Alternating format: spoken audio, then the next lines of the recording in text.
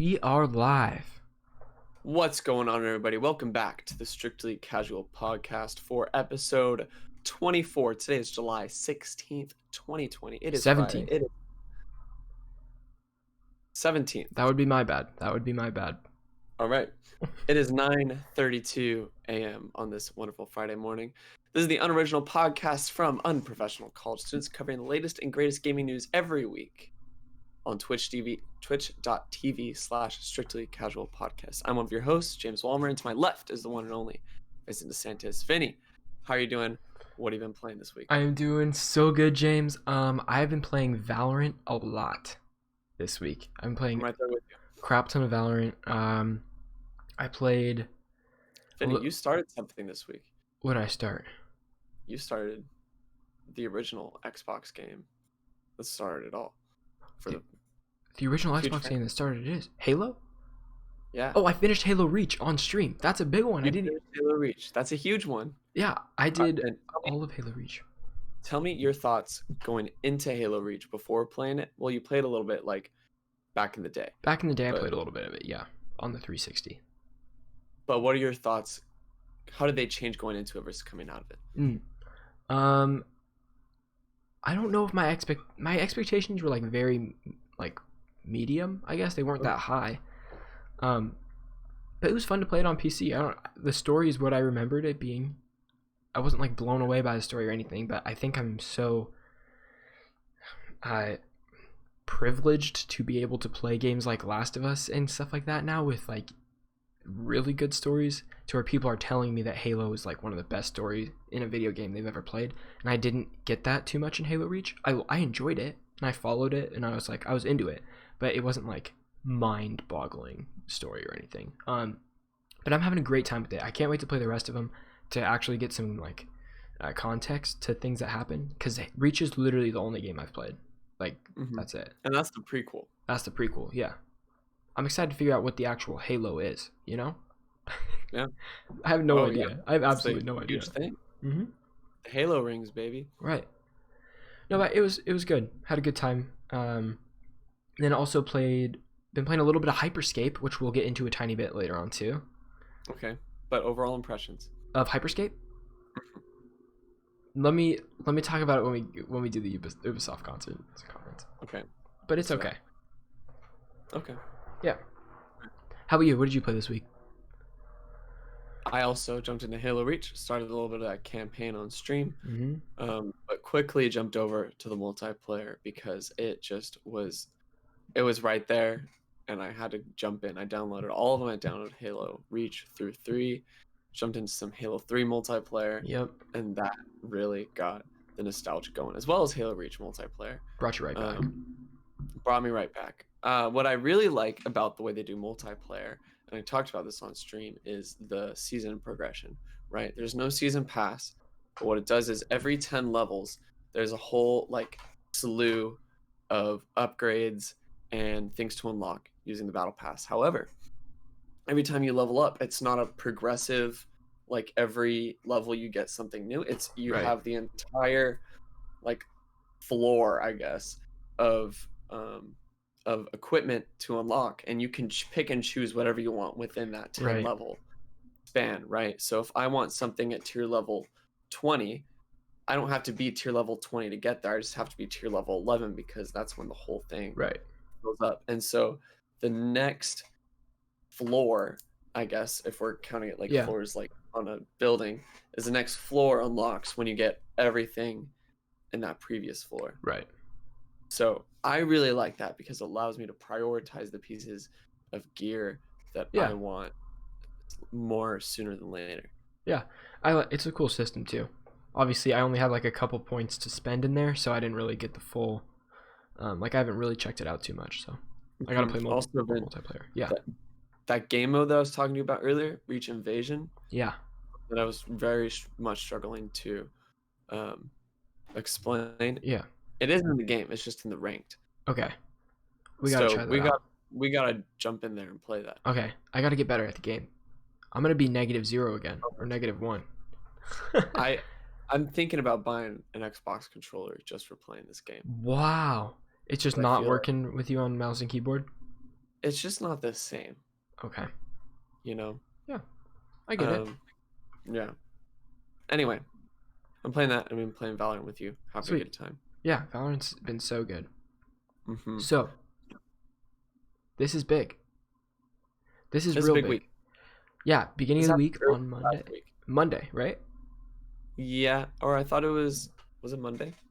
I thought it was Mm, Sunday. It's Sunday. okay, you're right. It was Sunday. Yeah, that's right. Because we wanted to do it live, couldn't do it live. Mm-hmm. But Ubisoft had their Forward event, Yes, I which did. showcased a lot of stuff, a lot of updates on their games. A lot of updates on a lot of games. Not a huge amount of new content. Right. However, um, they did have a lot on pre-existing Yeah. IPs that they showed off earlier. Mm-hmm. What? I guess you want to just go through it on my notes and your notes at the same time, kind of thing. Just go through the event. Sure. So the event started with a little short film, a Watch Dogs Legion animated short film. That was pretty damn cool in my opinion. It was okay. The style was sick. It was like Spider-Verse style and comic book mixed up. Um, It was cool. It just wasn't like I didn't think it would amount to anything. You and know, it didn't. Yeah. it's not like, oh, we're starting an animated series or No. whatever. It's just like, oh, here's this animated short. I'm like, Yeah. cool. I kind of just watched it for what it was. I enjoyed it. It was a cool way to start the show. I think it was good at representing the central idea of Watch Dogs Legion and seeing what the world is about, because a lot of the gameplay isn't super uh, ex- explanatory of Yeah. what is going on in the world. Mm-hmm. That's fair. Um, but I don't know. I thought it was okay. Um, and in the short film, they basically the most important parts of like that were story details in that trailer were that anyone can be in the resistance, and the resistance is thought of an act of terrorism from this government organization. Right, and there's themes about like censorship of Yeah. media and freedom of speech and stuff like that. A lot of um, I don't know, journalism, media, Yeah. sort of censorship. That's the main Which is cool. thing. I mean, I like Watch Yeah. Dogs is cool because it's like you can think about it as if it was real. Whereas Mhm. some games it's like way too out there. This one's like, oh, technology just has to take one more step and we could get to where this is at. Like it's already dangerously close. You know what I mean? Mhm. This is obviously the fictional like, okay, this could happen a little crazier, but it's cool. I like the concept of Watch Dogs a lot. It's cool world. Yeah. Excuse me. Um okay, so next we got what? Oh, we got a gameplay trailer. We did get a demo mission. Well, they revealed two major antagonists, right? And the first major antagonist is the leader of this private organization that leads this martial law uh, Albalon. throughout the city. Albal is that the name of Albion? it? Albion. Albion, something like that. Yeah. And That's so the they're military group. the private security or whatever that's um, in enforcing this martial law. And then another one is this lady named Mary Kelly, who's a crime syndicate leader. Mm-hmm. And then the main objective is the game that they reinstate is to build a resistance. They say this multiple times. They say build a resistance using whoever you want, right? Yep. And so that's when they showed the demo mission. And to take back London. They said that like 3 times too. Right, Yeah. to take back London. You can use whoever you want who's recruited for the mission. So you have like a screen of like a grid of all the people before going into a mission of all Yeah. the people recruited, and each one has unique tools and abilities. Um, which we'll talk about this a little bit more. Okay. Actually, it's good to talk about it now. I'm worried that they have like specific types of characters, and within those types there's not a lot of variation, Sure. and if there is, they're very minimal, Yeah. right? So you're saying like there's going to be like, so I'll just go through the gameplay. And so the Mhm. first type that we see is a construction worker, Yep. and so he can use a cargo drone to kind of fly around. He can hop on top of it, and it's like this big drone that is like used for lifting heavy things, and he gets Mhm. on top of it and he like flies in, He Yeah, has a wrench that he can beat people with. He has a nail gun the instead nail of a gun's normal. sick. And didn't he do like a sort of like takedown with the nail gun where he like grabbed a dude and Yeah, shot him? That that was cool. the character animations for these different types look very varied. You know what I mean? Like there's a lot of variation in them, but I'm always worried that they show the variation like on a demo like this, and that's it. Like Right. I that's feel always like my I'm gonna be worry getting the run up, shoot him in the chest, run up, shoot him in the chest every every like time. takedown that I do. Yeah. You know. Um, there's running around the environment. There's a lot of free running going on, which they introduced in Watch Dogs 2, Hmm. and it all that and the gunplay looks very smooth for a Watch Dogs game. I Right. noticed. I even felt that it was really good in Watch Dogs 2. Yeah. Uh, but Vin, you started Watch Dogs 2 this week. Yeah, I played the demo a while ago on PS4, but since it was free for watching this event, I started it last night. Played the opening mission, and I like it a lot, dude. I think Watch Dogs is I pretty like it a cool. lot. Yeah. I like it a lot. Um. Um, Okay, so one thing I'm gonna bring up about this gameplay demo is I'll praise the animations. The animations are really cool in this game. Like mhm, even the vaulting and like running around and stuff, it looks fluid, like a real person is like jumping over these things, not a character is jumping over these things, and I like that a lot. But the mhm. thing that really caught me is that the voices did not sync with the lips in this gameplay demo, and it Oh, I irked didn't me notice that. so much. Like I couldn't focus on anything else. None of the voices matched, and there's one more thing: the eyes. Everybody's eyes in this damn game are so creepy. Like we've gotten, they look like 2011, 2012 eyes. Like we are in a new level, like a new generation. Eyes should be looking good now, not like weird cloudy things that are on your head. They should look like eyes at least a little bit. Yeah, and it's not hard to do that. You see that all the time in the games industry. Yeah, I'm gonna put sunglasses on all my characters if they look like that in the game, dude. I can't. It's so distracting. Moving on, we have Amy, who's a drone expert. She's a tech type character who uses a stealth approach. The drone flies around. It's a first person view, and it kind of like shoots like stun darts. It Hmm. looks like at guards, and this is mainly this is all undetected. And then there's a little bit of gameplay of her going around and stealth killing some enemies, and then she Yep. hacks an enemy drone, which is like a big guy, Yeah. and then it turns that around on the enemy, probably like an automated thing. Um, and then Albion agents, so you can have Albion agents in your resistance, and these can be used to get inside Which is pretty enemy sick. environments, completely undetected, but stakes are high. And so this brought up a question because they talked about how these Albion agents are very like, if you go into an area and someone becomes suspicious, it's very hard for that character to get out of that situation. Right. When one of these agents are killed, I assume they're permanently dead. Yeah, it's permadeath for the agents. I believe they said that. Oh, okay, cool. I just didn't catch that.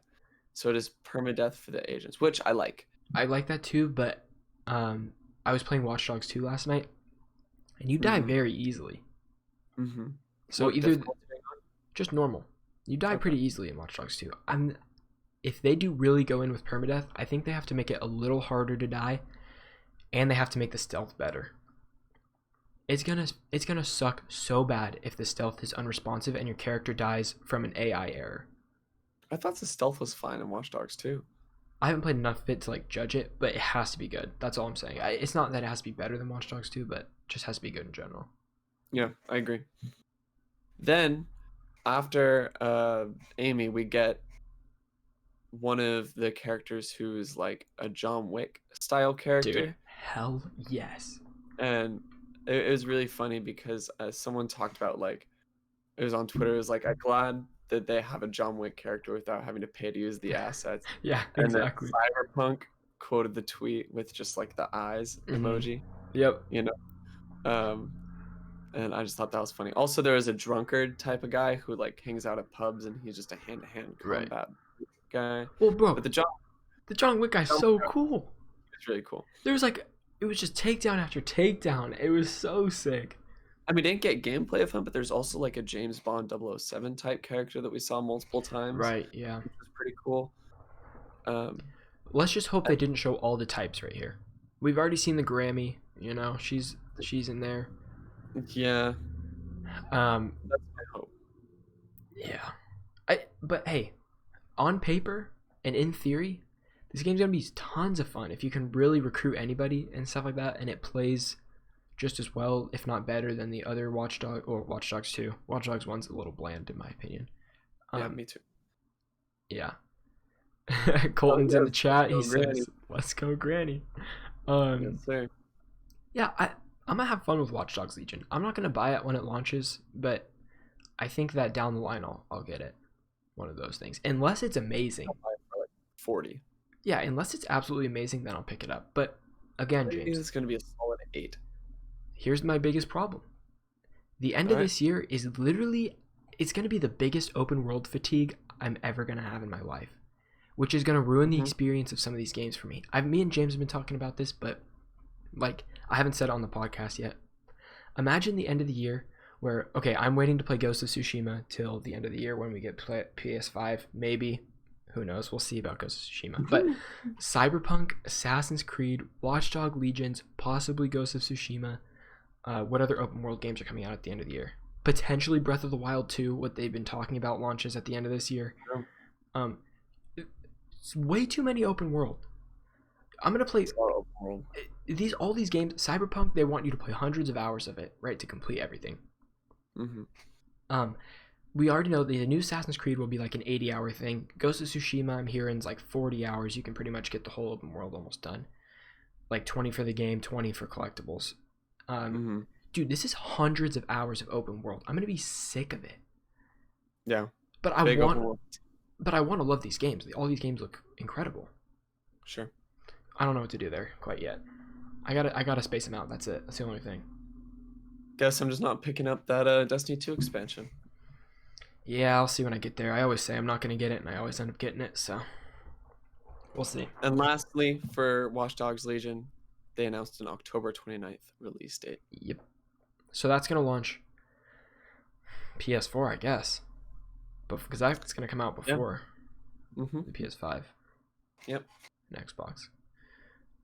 With the notes of next gen improvements or content. Yeah. For Watch Dogs Legion. Right. Not mentioned at all.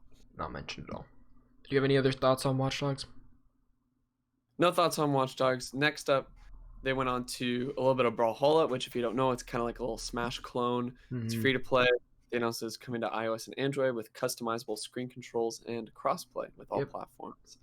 And they set an August 6th release date. Ooh, good thing you got that. I did not. But crossplay, that was the big thing I got from that too. That was cool. Okay. And after that, we got a trailer for Elite Squad, which the biggest debate of the entire conference, I think. This Cockblock, bait and switch, whatever you want to call it. Dude, this CG was sick. It has all the characters from my favorite Ubisoft games, bro. You got El Sueño as a big bad guy. You got Sam Fisher in there. And literally everybody. All like some cool characters. Pissed about Sam Fisher. They were like, "Don't you fucking show Sam Fisher unless you're announcing Splinter Cell, you assholes." Well, there it goes. There was that. So yeah, the trailer's sick, and then at the very end they hit you with coming to mobile. I was like, okay, well, I've lost excitement, and I am not going to play this game anymore. You lost yourself there. Can't wait to pay 6,000 gems for Sam Fisher. Exactly. Yeah. You're going to have to watch 100 ads and play 700 hours of Elite Squad for Sam Fisher. Yep. Guarantee. Cheers. Cheers to that one. Yeah. There's a little Rainbow Six Siege video saying 5 years since Rainbow Six Siege. Thank you for 60 million players. That's a hell of a lot of players. That is a lot of players. I still have not played Siege, dude. I like it. It's good. Some of the mechanics are definitely still dated. Yeah. But it's a lot of fun, and it's really tactical, and there's fast time to kill, and a lot of strategy, and a lot of communication. It's good. Cool. There also is a new operator drop for Rainbow Six Siege right at the time of airing. So that's cool too. That is nice. I think I might play Siege when I play on PS5. I might try it then. Or I'll just get it PC, but PS5. Huh? Is it coming to PS5? Yeah, that was one of the earliest games that they said they're going to next gen consoles. Oh, damn. Okay. And in here they said they have no plan of stopping the game, just updating and upgrading. Cool. Yeah. Okay. Cheers. This next section, was on Hyperscape, their new battle royale. Mm-hmm. Basically started with a cool trailer, like a pretty sweet CG trailer. Ubisoft's killing it with their CG trailers, in my opinion. They really are. They've all been great. They're out here. The trailer was all about like a virtual reality world type thing, and like this battle royale has some deep lore. I wrote that it has some deep lore, so it's almost like imagine Ready Player One, like the movie or the book. Sure. And like it's like you're playing the battle royale inside of the virtual reality world. But here's my problem. The lore is so much more interesting to me than the actual gameplay of the battle royale itself. I was like, why is this battle royale the only game mode? Like you built this cool world with cool graphics and everything like that. And it's literally just like Ready Player One, so why not just lean into it? They should just lean into it. Give me different type of modes in here. Give me a game where you have to put on a virtual reality headset and you're playing in this hyperscape world. You're saying just to make this game Ready Player One. At this point, yeah, with all the lore they're going for, why not? Yeah. I think they're just trying to. Okay, here's the thing. Do you think they're going to start out with Battle Royale and branch out from there? Or do you think they're just trying to find their footing in an audience because Battle Royale is so popular right now? Or do you think the game from start to the finish of the build is going to be solely Battle Royale? I think it's just going to be Battle Royale all the way. They're not doing anything else. Yeah. That's the end of it. Crown Royale is it. Yeah. I have too many first-person shooters in my life right now. Way too many. It looks like it plays cool. Yeah. Let's talk about some of the mechanics, okay? Sure. So you have hacks, and that's one of the big things. Is in addition to having to be like normal, find loot, shoot people, and how does the crown work in Crown Royale? It's literally Battle Royale. The crown just means the champion. Yeah. There's nothing actual. Normal Battle Royale, but you have these hacks, and these are like special abilities that you can use. Like two of the ones they show, or you can turn yourself into a ball, or like teleport or blink around the map. Then what is your experience with hacks? How do they work? Are they pickups? Are they right? So basically, right on this section of the Ubisoft forward, they said the beta was open to everybody now. So I went and downloaded it because I wanted to try it out at least. Of course. Had a lot of fun in the tutorial room where you get to try out all the hacks and stuff.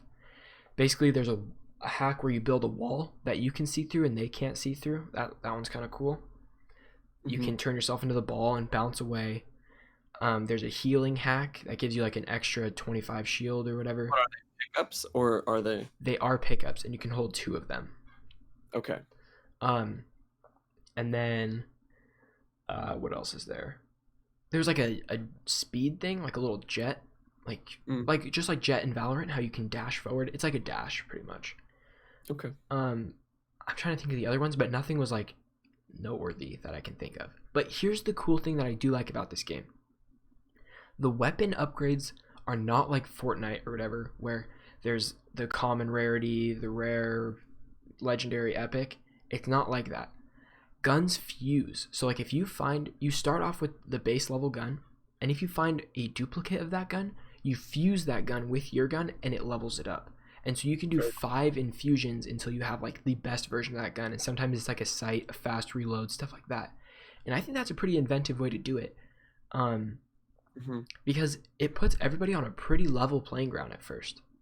Like you're not going to get one tapped by like something far away. Like the sniper is 2 shots at the beginning and you have to upgrade it to the last thing to get it 1 shot. The time to kill is a lot slower in this game. So even if you get like surprise jumped on, you have time to escape and regroup and like maybe take this guy out. Shields or armor? Only if through that like small hack thing. You can't like collect shields and stuff like that. Okay, very interesting for a battle royale. Yeah, you don't have to apply shields or anything like that. You just have your standard health pool. Yeah, but it takes a long time to kill someone. Like these battles are long in battle royale for me at least. I don't know. Maybe I'm just playing it wrong. It looks very fast paced. No, it's fast paced is in the movement, but the actual killing each other, unless you're like some aiming god, it takes a little bit at the beginning at least until you don't have your guns upgraded. But I had fun with Hyperscape. I didn't like love it or anything. But I'm sure I'll play some more, especially if you get it, James. When we play together, I guess just solo, I didn't. It wasn't the greatest. I'll download it and see how Yeah. much I like it, and we can play together. Another thing that's worth mentioning is there are Twitch extensions that allow for the player to experience different modifications of the gameplay Yep. that the audience can interact with, which is very interesting. Very Mhm. cool. You I can can see that they're very much catering to the Twitch audience. you can also increase your battle pass while watching streams. You don't have to actually play to progress in your battle pass. Oh, no way. That's Yeah. cool. Mm-hmm. Is it a bot battle pass? It's a free battle pass right now. You don't have to pay for anything in the game right now. That is cool. Yeah. All right. We'll see if that changes. I'm sure it will. It's Next Ubisoft. up. Next up, Phil Spencer himself makes an appearance. Just say that Watch Dogs Legion will take advantage of ray tracing on Xbox Series X. So I guess that is the one next gen info we get about Watch Dogs Legion. Mhm. And then he introduces the Assassin's Creed Valhalla gameplay. Now, Yep. this is a shorter gameplay demo, right? It just shows a little siege Yeah. or a raid of a settlement. Gives a little bit of overview on some of the game's core mechanics. Yep. Talks a little bit about the protagonist, Eivor. I wrote way too much stuff, like monotonously long stuff, so we do not have to go into every single detail, but let's bring up like our favorite pieces of the demo or things we noticed that we weren't expecting, like stuff like that. Okay, so let's do some just overview, right? Yeah. So there's pillaging systems that use like fires and looting and things like that when you go into different villages and claim them for your own use. Right. And then you kind of move into these raids as your settlements. The trailer boasts a lot of large enemy variety, so there's going to be a lot of different types, a lot of different people groups you're going to be fighting with. They're going to be able to fight differently, and you're going to have to be able to adapt to. Yep. They said there's a new stun system with finishers. We've already talked about the combat abilities making a return. Mm-hmm. I thought a cool thing was you can dual wield any combination of weapons. Hell yeah. I'm curious to see if this also means big heavy weapons. If you're gonna be able to have two like two spears or like two giant war axes, and see how that affects. Maybe if you use two war axes, that means you're just gonna be super slow, but you're gonna be able to do damage. I'm assuming you could do it, but you'll be slow as hell. But it'll be cool. It'll be cool to play around with. I mean, they showed 2 shields, and I was like, this is dope. And they have like special finishers for those 2 shields, you know? Right. Like, and I like cool. that attention to detail. Yeah, me too. I'm all about it. Basically, from like that point, I said the fight animations are much better than Odyssey. Odyssey, sometimes you were like ghosting over people, as in like you would do a finisher and they're kind of off to the side a little bit, so one of the blades might not even hit them or whatever. You just kind of finish them and they die. So finishers are from Odyssey. They had those in Odyssey. Yeah, but they were pretty limited. Okay. In your opinion, as of right now, looking at what we've seen, do you think that there is more to the finisher system? Oh, hell yeah.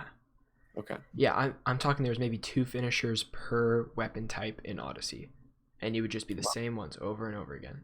And you probably use 1,000 to 5,000 finishers within the campaign of Odyssey. And when were you able to use the finishers? Because in this one, it looks like once they're stunned, it's almost like Sekiro. So they have like a stun meter, almost like a poise meter. And so once that's depleted, then they're stunned and you can do a finisher. So how did that work in Odyssey? In Odyssey, you had a focus bar, and using a finisher would chunk out of that focus bar. And so doing 3 finishers would take that to 0, but you also use the focus bar to regen health and stuff like that, so you didn't want to use all of it. And you also use your focus bar for your special attacks, like your super powered up arrows, or like a big sweeping attack, the Spartan kick, whatever you choose. So the focus bar, you were able to upgrade it over time to make it bigger, so at the end I would go in and I'd be able to finish 5 of the enemies and then have to fight the big brute guy and then call it a day. But whereas in the beginning, I would be able to finish 1 guy and then have to fight the others regular. It was a cool power up thing. You feel really powerful at the end of upgrading your character in Odyssey. So it looks like the focus bar is almost exclusively used for special abilities. Well, I didn't even see a focus bar, honestly, in Valhalla. There probably is, It but had little little guys mm, above the health bar. okay. Yeah, So that's right. Because in Odyssey, it would be like this attack takes 3 sections, or this attack takes 2 sections. You know. mhm. Hmm. So we'll see. Yeah. Um, they focused a little bit on stealth. They brought back blending in groups and at tables. I saw this and automatically thought of more tailing missions, in which you have to follow people and Yeah. blend in with groups so you're not noticed, kind of, which were a huge pain in the old Right. Assassin's Creed games. So we'll see how that goes. A little bit of exploration stuff. They're saying there's hunting and fishing, which you use to regen health because there's no auto regen, Yep. uh, which I think is really interesting, and it makes you kind of depend on the world more. It keeps you immersed. That's more RPG to me. You know, More that's RPG. sick. They show a huge dire wolf as a boss, which I Hmm. thought was cool, going into a little bit more of the mythical side. Yep. I do have one complaint on the mythical side when Mhm. it comes to the 30-minute gameplay trailer afterward. Yeah. But we can get to that later on Okay. when we get there. James, you brought me to one point I wanted to talk about, Yeah. which is my biggest problem with Odyssey, beyond Mm. anything that I texted you about that I want to talk on the show. All right, hit me. So in Odyssey, Hmm. um, there are less cinematics where like the camera's out here and stuff, and like people are talking and walking. The cinematics conversations are just over the shoulder shots. It's just 2 over the shoulder shots back and forth, and I don't like Yeah. that a lot. But that's not my big Oh, problem, James. I can get over that because there's enough cinematics like in the actual pivotal story points that I can get over it. The biggest problem to me is that the character's default animation after they talk is to cross their arms like this. Now, once I tell you this, you will notice it in every single Ubisoft game. The characters talk to each other and then they just go like this after they talk, and their hands go up here and they go back to here. And in Odyssey, it pissed me off so much, especially playing 80 hours of that game. Wait, like mid conversation? Yes, yeah, in the conversation. It's like whatever the animation team just defaults them to go like this because it's easy to default to. And then they do stuff with their hands and they always go back to this, even your main character. And I watched the entire Valhalla gameplay and I didn't notice it. I didn't notice it until the end. There's a stupid market character who's waving his hands around talking about something, and then he goes like this. Then he waves his hand around, and then he goes like this again. And I'm like, you've got to be kidding me. It's going to happen in this game again. It's like, it seems like such a stupid, easy thing, but I have such a problem with it, James. You'll notice it. You're going to notice it now. And I hope everybody notices it in chat too. Honestly, every time you play it, if you're watching this, please, we need to tell Ubisoft to stop this. It's absolutely a menace to their own games. Rant over. We have a November 17th release date for Yep. Assassin's Creed Valhalla, putting it 2 days before Cyberpunk 2077, which, might I note, there's a lot of talks about it potentially being pushed back again. And I wouldn't Fine be with me. surprised. Cyberpunk takes priority over this to me. Colton says Yeah. I'm bashing people crossing their arms. I don't have anything against people crossing their arms. This is just not normal to me to do this and then this and this and this. It's like jazz hands to like, are you kidding me? To jazz hands and back. That's my problem. It's a lot. I don't know. Anyways, Cyberpunk takes priority over Assassin's Creed to me. Any day. But I'm so excited to play this game. Like I literally, even if it's bad, dude, I can't wait. I just can't wait. I loved Odyssey so much. So much.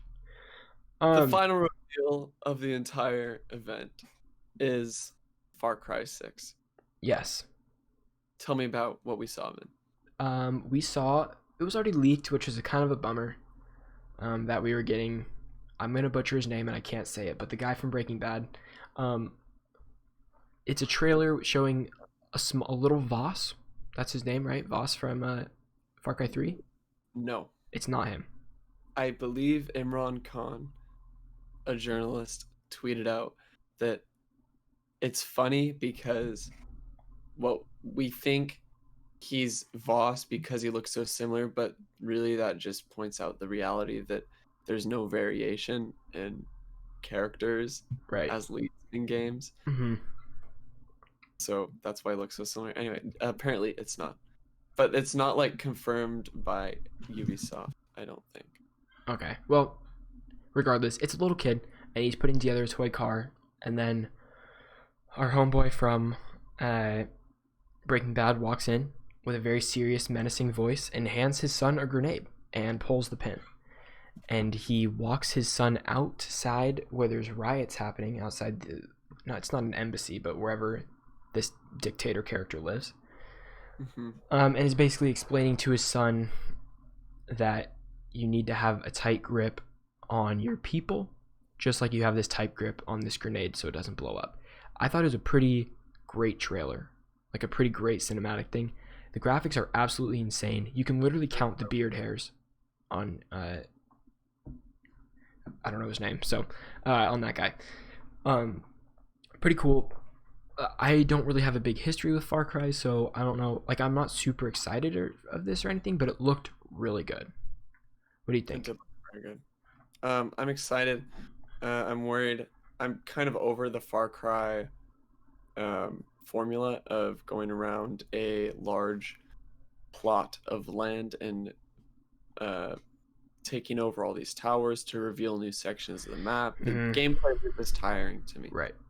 So if that's going to be the case, again, I don't think I'm in. I don't think.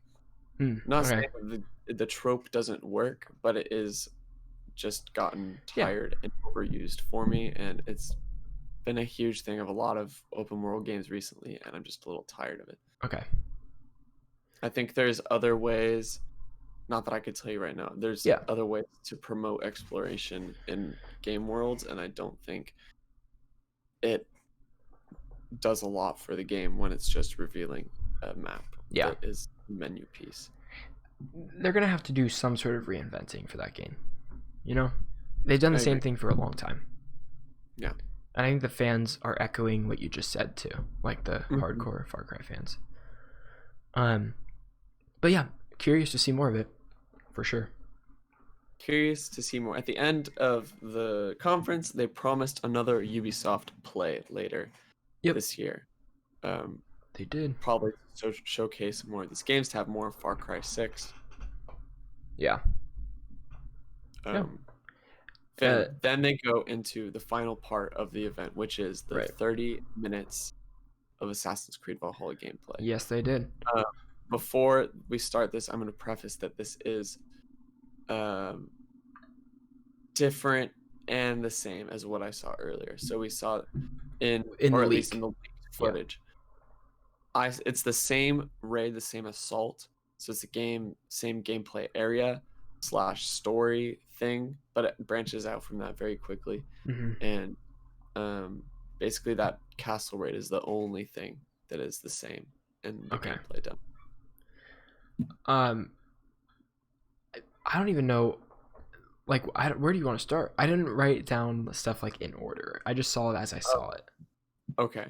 So there's the raid it's the assault of Burt Castle. Yeah. The combat looks a lot harder than what I saw in the original demo. Okay. He does get knocked around a little bit, or she. And it goes straight to this boss battle with this one dude who has a huge sword. He has a wolf kind of companion. I noted that the wolf in the boss battle is a giant sponge. Just takes the hits? It just takes so many hits. And that was a little bothersome to me. Dude, you never fought Medusa in Odyssey. Dude, I can't do sponges, okay? It was impossible. I can't do it. There is a stun meter, however, that it becomes depleted and then there's an opportunity for a stun attack, but then you never see it get stunned again. Yeah. So I was like, oh, I guess he just missed his opportunity to go for the finisher. Okay. If that is how that worked, or maybe it took away like a big chunk. That's the way it was for the boss, is once it got stunned, it just take away a big chunk of the health. Yeah. Much like doing a backstab in Sekiro or Dark Souls. Right. Not saying that the mechanic works the same way, but it's just a similar amount of Sure. health chunk. Um, when the character pulls back arrows, Hmm. it seems like there might be an ability or something of that sort to where it highlights weak points Yeah, in enemies with orange. Um, I saw that too. It looked sick. that looked pretty cool, but the boss fight itself did look kind of easy. Right. Um, That's fair. went down kind of quick. They said that there's fewer weapons in the game than previous titles like Odyssey and Origins. However, they want to allow for deeper investment in those um, Yeah, weapons. I wrote that down too. I don't know exactly what that means, especially in an Assassin's Creed game where you can't upgrade a certain weapon. You get it where what it drops at. You can blacksmith it, and then it makes it a little bit stronger and stuff. But Do you there's no think they're like banking on systems like that to upgrade they'll weapons? have to do something else. Because I didn't use Okay. blacksmithing until the very end of the game when I was already all the way leveled. If I had Hmm. a weapon that was kind of under leveled, I would level it up or put some sort of like a toxin attack on it, so when you hit someone, it burns them over time, or fire attack, stuff like that. But those Well, you had to grind for, and that wasn't really. Those were like additives to the weapon, not really weapon upgrading. there are also not weapon level requirements Right. seen in this demo, at least. And they were trying to go against that because they don't want. They were talking about how Odyssey you have to grind like 10 story missions to even play the next main mission, and At that's Horizon Zero Dawn. exhausting. Yeah, God, just freaking Horizon. I yeah, there's a lot of unknowns I guess I have about this game, about Yeah. in comparing to Odyssey, but All I right, I, I well, just can't wait to see. let's move on. Yeah. There are books found in the world that unlock new abilities. I think that's cool. I think it promotes exploration Hmm. instead of just grinding enemies over and over to level up to receive skill points to get new abilities. I think it's cool that you have to find these abilities Yep. in the world. Player health is regenerated by eating. Talked about that a little bit earlier.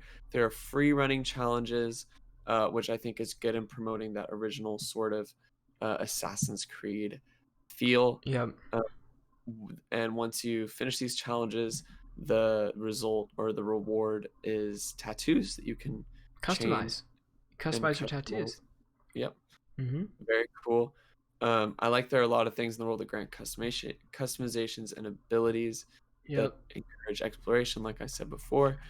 Um, Puzzles around loot, stuff like that. right, puzzles around. I like that. I Hmm. like making the player work for their abilities and ways to improve themselves that isn't just hard Yeah. leveling. Mm. I think it's a lot more creative and it shows that they put more effort into their game. Yeah. Um, I'm a little bit upset. This is one of my gripes that I was talking about a little bit earlier. Is there's a fight in which you fight kind of this witch doctor Yeah. sort of person, right? And so there's a lot of like supernatural things going on around this fight. But they said in the commentary that a lot of supernatural things are able to occur because of use of hallucinogens or poisons, Okay. right? And which I don't necessarily like, and I don't know if this is entirely indicative of their strategy regarding mythical aspects of the world, but I think this put bad taste in my mouth because it said, "Oh, does that mean that things that are a little more out there are just going to be explained away using hallucinogens Right. and You would poison?" rather the mythical things be in the real world and not explained by these drugs. Yes, I think that would be Fair far enough. more interesting. That's how it was in Odyssey. Yeah, They were just that's what I there.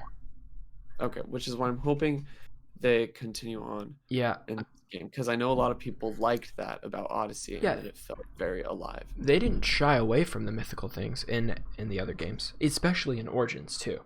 You Mhm. fight a three-headed dog at one point, a giant three-headed dog. It was insane. But and they that was like just happened. You know what I mean? They didn't try to make it seem like it was hallucinogen or anything. Right.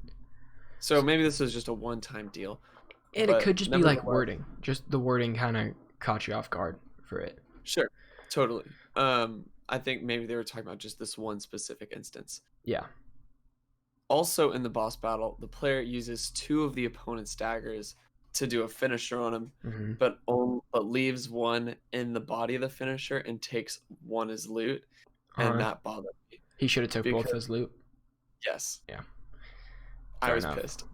Um, and then finally, their final point was that your decisions matter, and so Hmm. as a result, in the boss battle mentioned previously in the gameplay deep dive, the boss battle, the player had the option to either spare them or kill them, Yep. and they decided to spare him. And then, as a result, one of the characters had a wedding, and this boss came back Right. and demanded to fight um, this person who was getting married for honor or Yep. whatever. And so then you had the decision whether or not you wanted to step in and fight I'll for this fight for him, person which is cool. or let this person fight their own battle, which I think these are decisions that kind of matter. I wish there was a little more to it. It feels like very small worded decisions for like very big things, and I Yeah. wish there was just they communicated the magnitude of some of these decisions I in dialogue. I think it's gonna be small decisions like this again. I don't think there's gonna be Well, any major game changing decisions you can make, even though they really are saying that all of them have consequences. I think they're short term consequences, mm, which is kind of a bummer. But at the same time, I never really needed this feature for Assassin's Creed. well, it's not about the size of the decision. It's Yeah, just I wish that there was more. It gave you more information about the decision you're making sure. before you right. So instead of saying Okay. I had this issue in Fallout 4, it's like if you picked like no, it would say like you asshole, I'm not gonna do that. And it's like, no, I didn't want to be so aggressive in Right. my answer, but because you shortened it, because you just wanted the simplicity of me saying no. I didn't actually know what I was getting myself into. Exactly. And so Yeah. that's my fear for this as well. Okay. That's fair. Um, what else did I want to bring up in this? You said where's Gods and Monsters? Oh, Very well, sad face. yeah, I know, Gods and Monsters, but Odin Sight. We didn't really talk about Odin Sight that much. Um, That's right. so in Assassin's Creed Odyssey, you can send up the bird and mark targets and stuff. I don't think we have a bird in this one. I even though they showed the bird earlier, I think Odin Sight is their new way of doing that, which is I'm presuming is like R3. Like you click that and it sends a shockwave out and you can see close by through walls and stuff about where enemies are at. And I think I Or like right that stick better. on Xbox. Yeah, right stick on Xbox. Um, I think I like that better than the bird because you can't get a full picture of everything going on, which is more intense when you're actually in those battles, but just enough Right. to where you might be safe in your area. So I like it. Mhm. I saw another tweet. It was like about the finisher system or assassination system Yeah. and how it works with like bigger enemies now. I don't know. You see him like go into a building, stab the dude, and then pull him out, or pull him outside and then stab him, and it Okay. was like a bigger dude. I don't know the significance of that in relation to Assassin's Creed Odyssey. Yeah, me neither. Um, oh, okay, great. I don't. Yeah, And then I don't really know. There wasn't it's really also anything like that. sorry, go ahead. There just wasn't anything like that in Odyssey. Okay. And then two things. One of them wasn't random fun stuff, but I'm just going to talk about it now while we're Yeah. talking about Assassin's Creed Valhalla. There is going to be Mortal Kombat style X-ray gore and assassinations, which I think is interesting. Hmm. Also, you'll be able to switch your gender on the fly. Yeah, I did read about that, but I don't really know the extent of that because they said something about story changes when you change gender too. I don't really know. Oh, I didn't read that. It was the IGN article, but I played Odyssey as Cassandra, and it was awesome. But I think I'm gonna play as the male Eivor this time because as a Viking, I really want a beard, Mm-hmm. really badly. Yeah, me too. That's literally my only decision making factor. I hope the voice acting isn't as off balance with these two characters as it was in Odyssey. Oh yeah, they were completely different in Odyssey. Well, like Cassandra was the obvious choice Right. because the male voice actor was god awful. And in Odyssey, the person you didn't choose was the bad guy. Mm-hmm. They were the leader of the cult, whether or not you chose Cassandra or Alexio. You don't even remember his name? Alexio. There it is. And your bird's name is Phoebe, and it's hella annoying because Cassandra says, "Go Phoebe, go Phoebe, go." It's so annoying, bro. Okay, that was it. There's chug-offs in Valhalla. Yeah, there's what's it called? Rap battles. There's rap battles, but Yeah. I forgot what they call it. And it's basically just you have a list of different like bars that you can do, Right. and whichever one rhymes best, I guess that's how you know. It was a little underwhelming, but I think it'll be a little different when we play the game. Hopefully. Yeah. Okay, Alright. we just did a lot. We did a lot of Ubisoft Forward.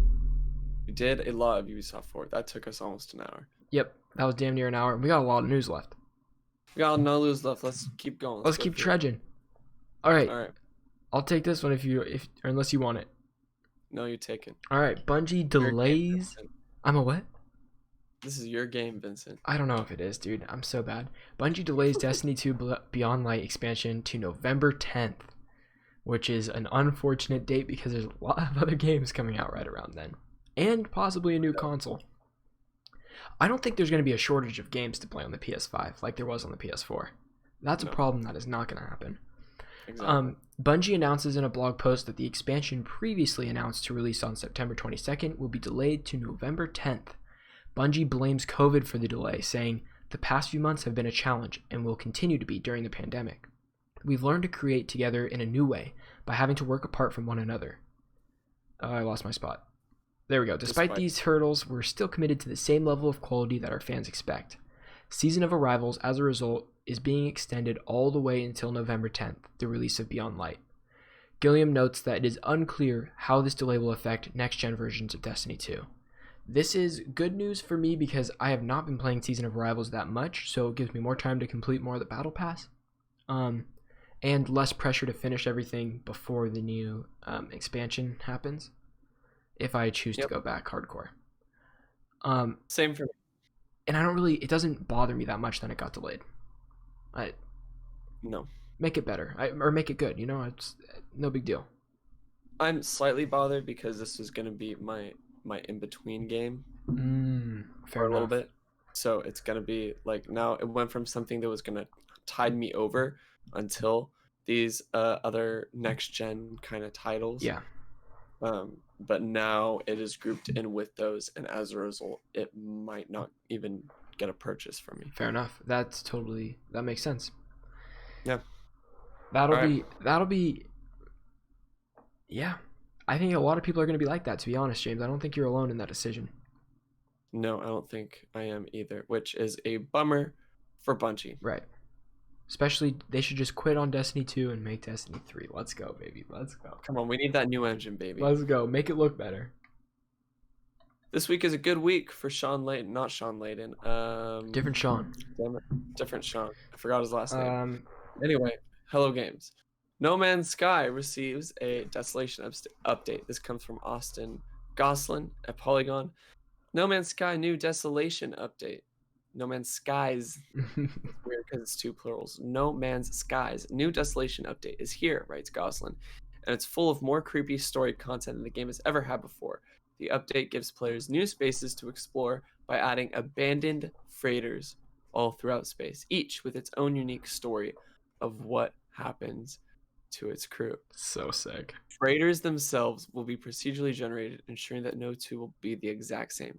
Sure, that might be minor differences here and there, but let's read a little bit more about how that can vary. Mm-hmm. Players will find these vessels floating around in space and will be able to board as they please. Inside these freighters could be any number of dangers, like a rogue security AI akin to 2001 Space Odyssey, or a biological enemy that has infested the ship. As players progress through the haunted ship, they'll find procedurally generated storylines that can be discovered through captain's logs, personal items, and ship logs. Now, let's talk rewards and loot. It's a lot to go through, but let's see what the giant reward at the very end of this all is. Upon surviving their excursion to an abandoned freighter, the player will be able to collect parts from this ship and add it to their own freighter to add new, unique technologies. In addition, the Desolation patch also adds new customization menus to user freighters that will allow players to fully outfit them with custom color schemes. This is very cool. This patch also includes tweaks to the combat system to make it faster paced and more satisfying. Lastly, the Desolation patch brings in a few new types of multiplayer missions, including ones that let you and your group survey exotic planets as well as guide you to these haunted ships. You already know what this means, James. It's time to go all in on No Man's Sky. I had it downloaded, played the intro the other day on the PC because I already played a lot on PS4. But it's time to restart this journey and just go for it. Let's go, baby. I'm ready to have our own freighter. Oh, I'm so excited. Yeah. I was watching this guy play it on Twitch the other day, and he was having such a ball. I was like, I want to be like this guy. And that was it. That was that. No, but this expansion seems dope.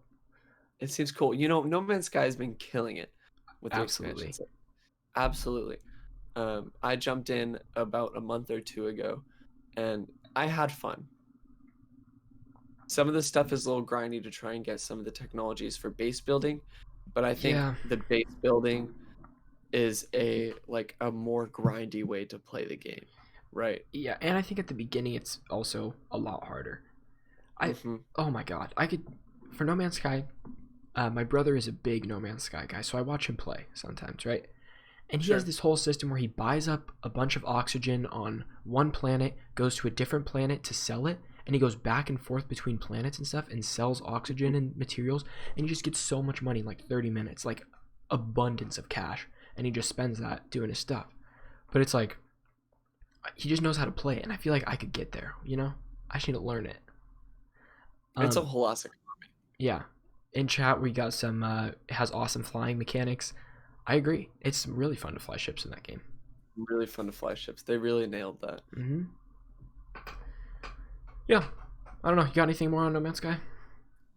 No more. Let's hit him with the next article. All right. Next up, Microsoft is to launch xCloud streaming free with Xbox Game Pass Ultimate in September. This is huge. That is ginormous. So, Microsoft is planning to launch its game streaming service, currently known as Project xCloud, free to its paying Xbox Game Pass Ultimate subscribers in September. The xCloud service will allow Xbox players to play games on mobile devices or even start a game on their consoles and resume it on their phone or tablet. Ultimate combines Xbox Live Access and Xbox Game Pass subscription, and starting in September, xCloud game streaming into a single $14.99 monthly subscription. Microsoft is promising that more than 100 Xbox Game Pass titles will be playable on a phone or tablet when the streaming service launches. Xbox Game Pass Ultimate will be the only way to access xCloud streaming at launch, but it won't always be limited to Microsoft's top-tier subscription. This is a quote from Phil Spencer. Over time, we will continue to expand on how we introduce streaming as part of the platform and playing games that you own that aren't part of the subscription. For launch, we're putting in an Ultimate for no cost. We think it's a good audience for us to start with and an audience that plays a lot of games. No additional. What did I say?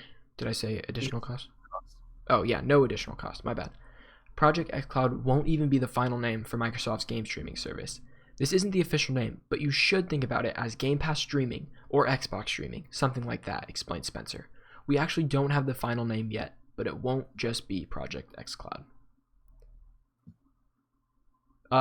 Wow, okay, in chat, Colton says, I have been using xCloud since it launched in beta. It is amazing. I recommend a tablet, but it's incredible, works so well. Did not even know that it was in beta. I did not know it was an option to even do it. Mm-hmm. But this is big that it's free for Ultimate subscribers. Mm-hmm. I think that's a great idea to get the word out there. Not even get the word out, but like show people what it's actually going to do by giving it to the people that would use it the most. Mm-hmm. I agree.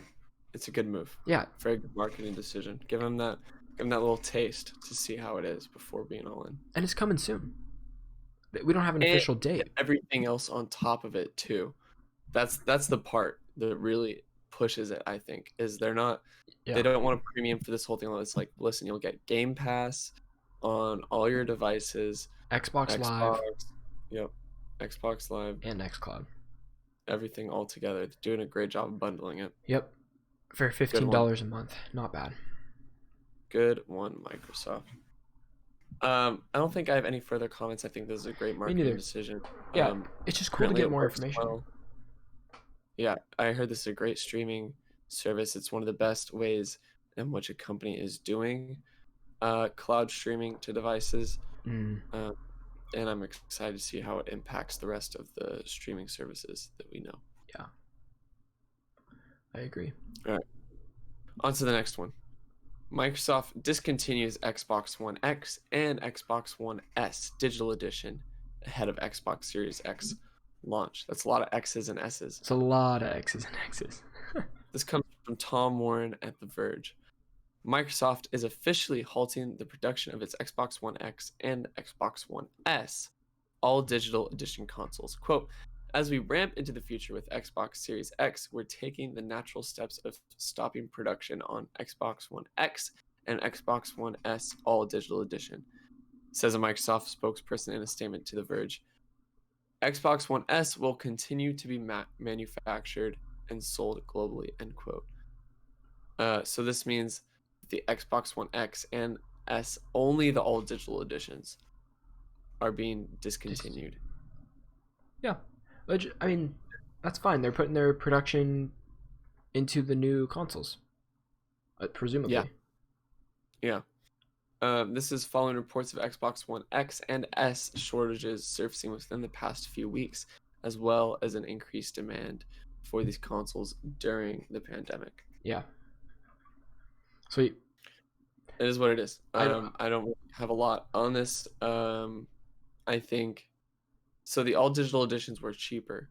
Yeah. Correct. And honestly, I'm sure they make a surge. So like right before they go out, they're gonna triple the amount of output they have, so that they have a nice cushion of products that they can sell. Yeah, I agree. It's weird to think that potentially in the next 2 years or something, someone could go to buy one of these and that you literally can't buy it new anymore. That's a weird thought, you know? That was a weird thought. But I mean, I guess it could happen. Yeah. Okay. Up next we have a Ghost of Tsushima review roundup. Today, July 17th, Ghost of Tsushima launch on PlayStation 4. And so Sucker Punch's PS4 Swan Song launches this Friday, July 17th, so we've compiled a Ghost of Tsushima review roundup to give you a decent overview of whether people reckon it's good or not. This is Sucker Punch's first game in 6 years after having launched Infamous Second Son and Infamous First Light way back in 2014. That's crazy that it's been that long. It's also the last AAA PS4 exclusive of this console generation, making it a particularly prominent release ahead of next gen. This is basically just a list of ratings. I'll just read a couple. We got US Gamer gave it a 4 out of 5, GameSpot 7 out of 10, IGN 9 out of 10, Game Informer 9.5 out of 10, which is one of the high ones. And we have a little bit on the mid-range with The Guardian at 3 out of 5, and a GameSpot 7 out of 10, which I already read. So it's really ranging. It's that like from a good level to a great level, somewhere in there. But nobody really has a big negative review. No, the lowest ones we're seeing on the spectrum is a 7.5 out of 10. There's a 7 on GameSpot, and then I guess 3 out of 5 is kind of like a 6 out of 10. Yeah. But they don't do 0.5s over at The Guardian, so that's a round down. Yep. So overall, pretty good scores. I'm gonna talk a little bit about some of the things that I've been hearing. Yeah. On Twitter from some of the journalists. Imran Khan, who's a journalist with Kind of Funny, says it does a lot of things in, for example, like in Assassin's Creed, but doesn't hit any of the highs that other games, or he also used Breath of the Wild, and it doesn't hit a lot of the highs that those other games do. Yeah. So as a result, it just feels a little bit generic in some senses. I know Polygon thought it was okay, but their main tagline for their review was "You've played this game before." Okay. I've heard it's a good game, or I've heard it's a better Japanese samurai movie than it is a Cool. game in some senses. I've heard the main issues that I've heard are just the genericism. Genericism? Sure. We'll go We're with gonna it. make that a word. How generic it is, as well as some of the voice acting. Okay. And I've heard the voice acting for the English is uncompelling, Hmm. and the voice acting for the Japanese is fine, but there's no it's so The lip off sync. Yeah. from the lip syncing that it's just completely jarring. The Japanese audience is apparently praising the Japanese dub, that it's like really good. Oh, okay, great. Yeah. So at least it sounds good. Yeah, at least it sounds good. But I have heard At similar least, things. I always take Imran Khan's comments with a grain of salt because he's one of the most critical like people on. He's not just unfiltered, but his opinions are strong on things like it's true. on anything. So I got to take his with a grain of salt, but I totally see where Polygon's coming from saying you've played this game before. Um I get it, you know. It's an open world third person action game, you know. Hmm. I could see how they saw that. My worry is just that there's not enough variation in the core gameplay to set it apart. Right. Sure. I just don't know enough Uh, about it, I guess. sure. All right. Any To other know enough. thoughts on I Ghost of am Tsushima? so excited to play it in black and white in Japanese. I'll probably wait for a sale. Can't freaking wait. Well, it'll be on sale by the time we play it on PS5. I'm not sure, but we'll see. We'll see. I'm so freaking The excited, dude. It's next one. making me want to rewatch some samurai movies. I gotta watch Seven Samurai. Oh, The it's one. so good. It's so good. All right, Okay. Ben. Tell us about Dr. Disrespect. All right, we got a little Dr. Disrespect update. I think I wrote too much on this to be honest, but basically Dr. Disrespect will not be returning to Twitch. He is not interested in an exclusive partnership. Um, popular streamer guy Dr. Disrespect Beam says that he still does not know the reasoning behind his ban from Twitch, which I don't believe. I straight up don't believe it. But has confirmed he won't be returning to the platform and clarified he's not interested in an exclusive streaming partnership at this point. He's considering taking legal action against the platform. Uh, he says, yeah, that's the kind of mind-blowing thing about all this, he continued when they asked if he agreed if it was an odd decision from Twitch. Obviously, for legal counsel, I have to be careful here, but I can say, however, that I will not be returning to Twitch, so I mean, that's it. Twitch has handed out a number of bans to streamers accused of abuse and sexual harassment in recent weeks. Beam was also asked if he knew of any similar allegations regarding himself, and if that could have led to a ban. His reply was, listen, I'm not interested in engaging in crazy speculation. I've seen all the theories, I've seen all the possible conspiracies. It's just like, I'm not interested in engaging that kind of stuff. I have a great community of loyal fans I'm totally focused on getting back and delivering great, entertaining content, and that's where the focus is. The interview also covers what Beam's next steps will be, with the streamer taking about the Doc comeback and the Doc 3.0 experience, according to a follow-up email with PC Gamer. That could include streaming exclusively on his own Champions Club website or the likes of YouTube and Facebook. He makes it clear that we're not interested in exclusive at this point, referring to the kind of exclusivity deals that previously brought major streamers like Ninja to Mixer. Beam also mentions that he could take his character outside of streaming, which could refer to projects like the Dr. Disrespect TV development deal signed last year. I was unaware. I think you're going to see his universe open up a lot bigger, and that's probably the best way I could describe it, Beam explains to his non-streaming plans. Now, I wrote all this, but yesterday at around noon or 1 o'clock, Dr. Disrespect posted a video on Twitter. Did you watch it, James? I watched the video. It's just a CG animated video of a Dr. Disrespect in some neon world standing there, singing a song about how he has the control. Like, things happen, but he has the control. And it's just a minute of that, of Dr. Disrespect's back in a Lamborghini. Yep.